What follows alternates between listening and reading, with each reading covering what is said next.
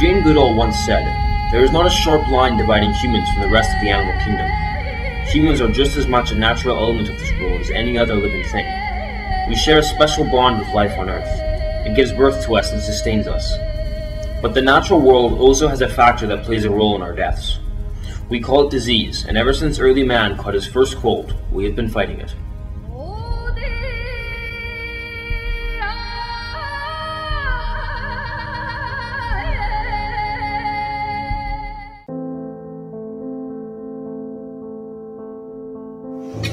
Disease has affected the human race since its earliest of days. It is as old as we are, so over the thousands of years since civilization first arose, many thousands of different forms of medicine have been devised.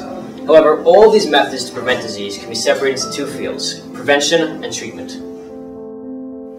So what is disease? Disease is simply anything that stops us from functioning properly. It could be viruses, infections, or simply natural organ failure, which involves diseases caused by the body itself. Like strokes, heart attacks, or cancer? Yeah. Until the last few decades, attempts at curing or preventing these was limited to lifestyle and diet choices. Their effect on our ancestors was constant and unchanging. For early humans, however, viruses were almost non-existent. These people were nomadic hunters and gatherers. They lived in small groups of families, constantly on the move, searching for food. This made the spreading of viruses very difficult. For one, these groups of humans seldom came into contact with other groups. If somehow a group did become infected with the virus, nearly everyone in it would be infected with it and die. Those who didn't die from the infection would either perish in the wild without other human support, or survive to pass on their immunity. So it wasn't until settlements were created, based around agriculture, that dealing with contagious diseases and infection became an issue. Before sewers were implemented in Greek and Roman cities, the safest place to live was at the high ground of the city. Waste generally ended up dumped in a large cesspool at the lowest point of the city. Living higher up meant that you usually had first access to water, and that none of the city's sewage would reach you.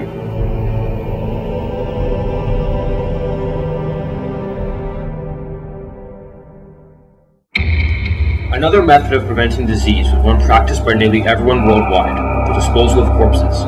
By burning or burying corpses, people could prevent bacteria from spreading. In ancient Rome, contagious diseases were partially prevented by the use of bathhouses, aqueducts, and sewers.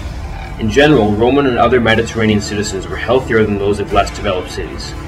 The tables were turned when pandemic struck, when the density of its cities contributed to the number of deaths. The plague of Justinian killed 100 million people and 50% of Europe's population, from 550 to 700 AD. European physicians of this era believed that diseases were caused by an imbalance of humors or fluids in the body, like blood. Thus, many practiced the technique of bleeding, literally removing a large quantity of blood from a patient to cure illnesses. This usually actually made matters worse. While the Han Chinese used early forms of anesthesia, that didn't exist in Europe.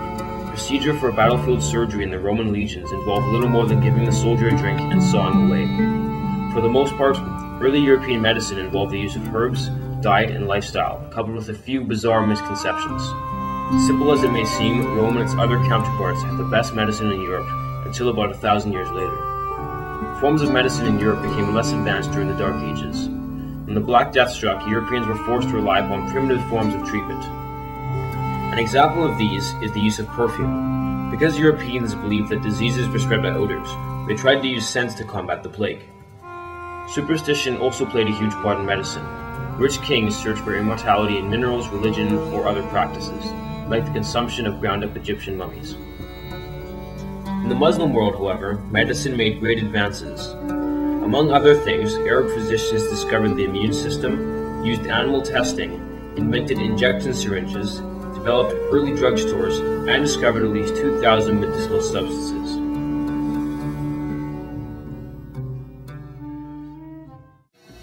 The East has its own history of medicine involving methods like acupuncture with the use of needles that are inserted into the body to release pain or for therapeutic purposes.